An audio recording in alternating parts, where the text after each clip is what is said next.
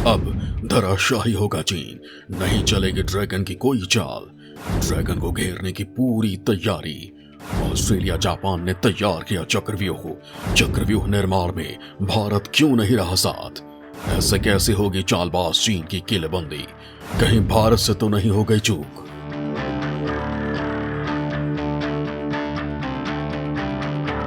चालबाज चीन को उसकी मियाद में रखने की पूरी तैयारी हो गई है। अब चाह कर भी ड्रैगन कोई हिमाकत नहीं कर पाएगा। अगर ड्रैगन अपने पर फैलाएगा तो उसे कतर दिया जाएगा। जी हाँ, सही सुन रहे हैं आप।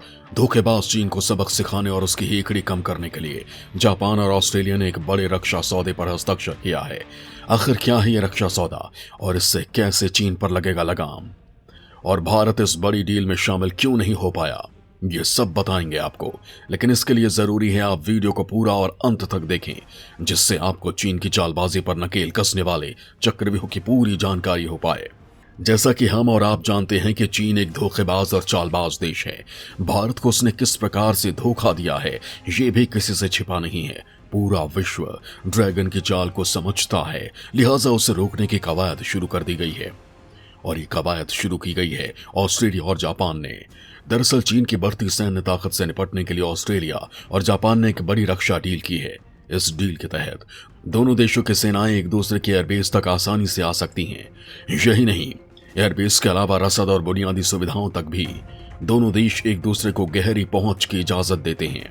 इस समझौते की खास बात यह है कि इससे इंडो पैसिफिक क्षेत्र में शक्ति संतुलन को साधने में मदद मिलने की संभावना है, क्योंकि अपनी सीमा को बढ़ाने और अपना प्रभाव दिखाने के लिए चीन तेजी से अपनी सैन्य ताकत बढ़ा रहा है।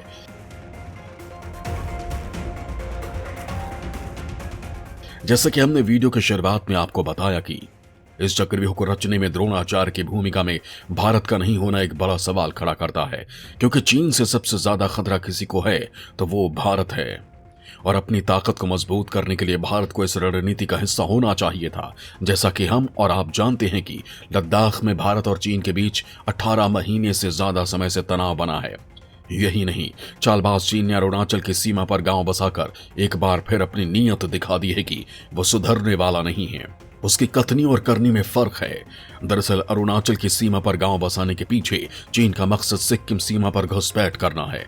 हिंद महासागर में भी चीनी पनडुब्बियों की बढ़ती संख्या हिंदुस्तान के लिए चिंता की बात है। ऐसे में भारत से अपेक्षा की जा रही थी कि वो ऐसे किसी डील का हिस्सा बनेगा और चीन पर लगाम लगाने के लिए दुनिया के दूसरे देशों की मदद करेगा। लेकिन भारत कहीं ना कहीं इसमें चूक गया है। जैसा कि हम वीडियो में आपको बताते आ रहे हैं कि चीन भारत को धोखा देने का कोई भी मौका छोड़ना नहीं चाहता, लिहाजा ऑस्ट्रेलिया जापान की डील का हिस्सा न बनना कहीं ना कहीं भारत की बड़ी चूक मानी जा रही है। आखिर इस डील में शामिल नहीं होने से भारत को क्या नुकसान है वो भी आपको बताएंगे, लेकिन जरूरी है कि आप वीडियो को अंत तक पूरा देखें। दरअसल ऑस्ट्रेलिया और जापान के बीच हुए रक्षा समझौते के कारण दोनों देशों की सेनाएं एक साथ सैन्य अभ्यास और दूसरे सैन्य संचालन में तेजी ला सकती हैं। ऐसे में अगर भविष्य में चीन के साथ कोई युद्ध होता है तो दोनों साथ मिलकर ड्रैगन को करारा जवाब दे सकते हैं। चालबाज चीन को भी इस बात का इल्म है कि बिना भारत के वो आसानी से इन देशों को प्रशांत महासागर में व्यस्त रख सकता है। ऐसे में हिंद महासागर में भारत के अकेले पड़ने की आशंका जताई जा रही है। हालांकि भारत ने क्वाड के जरिए चीन को साधने की कोशिश की है, लेकिन विशेषज्ञों ने इसे नाकाफी बताया है। विशेषज्ञों की माने तो क्वाड की बदौलत भारत के सामरिक हितों की सुरक्षा नहीं की जा सकती। ड्रैगन जिस तेजी से अपनी सैन्य और आर्थिक शक्ति बढ़ा रहा है, उसके तुलना में क्वाड की रफ्तार बहुत कम है। विशेषज्ञ ऐसा क्यों कह रहे हैं, हम वो भी इस वीडियो में आपको बताएंगे। दरअसल क्वाड अभी तक एक असैन्य गुट बना हुआ है और आने वाले समय में इसमें किसी बदलाव की उम्मीद भी नहीं है। यानी जैसा है वैसा ही रहेगा, कोई खास बदलाव इसमें नहीं होगा। ऐसे में चीन को रोकने के लिए भारत को ऐसे रक्षा समझौते की जरूरत है जो चीन की नीयत को समझते हुए बिना अपनी परवाह किए हुए भारत के सामरिक हितों की रक्षा करे। यहां आपको यह भी बताना जरूरी है कि जापान ने अमेरिका के अलावा किसी भी देश के साथ ऐसा कोई समझौता पहली बार किया है। इस समझौते पर ऑस्ट्रेलिया के प्रधानमंत्री स्कॉट मॉरिसन और जापान के प्रधानमंत्री फूमियो किशिदा ने हस्ताक्षर किया। मॉरिसन ने कहा है कि जापान एशिया में हमारा सबसे करीबी भागीदार है, जैसा कि हमारी विशेष रणनीतिक साझेदारी से प्रदर्शित होता है। कानून के शासन, मानवाधिकार, मुक्त व्यापार और एक स्वतंत्र एवं खुले हिंद प्रशांत क्षेत्र के लिए प्रतिबद्ध दो महान लोकतंत्रों के बीच ये एक समान साझेदारी, साझा विश्वास है। किशिदा ने भी इस समझौते को एक ऐसा ऐतिहासिक साधन बताया जो राष्ट्रों के बीच सुरक्षा सहयोग को नई ऊंचाइयों तक ले जाएगा। इस दौरान चीन का कोई जिक्र नहीं किया गया। दोनों देशों के बीच 1 साल से अधिक चली वार्ता के बाद इस समझौते को मूर्त रूप दिया जा सका है। इसका मूल मकसद दोनों देशों के बीच कानूनी बाधाओं को खत्म करना है और अपने देश की संप्रभुता बचाए रखना है। भारत भी अगर इस डील का हिस्सा होता तो चालबाज चीन को उसके नापाक मंसूबों में कामयाब होने से रोका जा सकता था। लेकिन अभी भी देर नहीं हुई है। भारत को अभी इसका हिस्सा बनने की कूटनीतिक कवायद शुरू कर देनी चाहिए। पीएम मोदी के होते हुए यह मुमकिन भी है, क्योंकि उनकी कुशलता, दूरदर्शिता इसका जीता जागता प्रमाण है।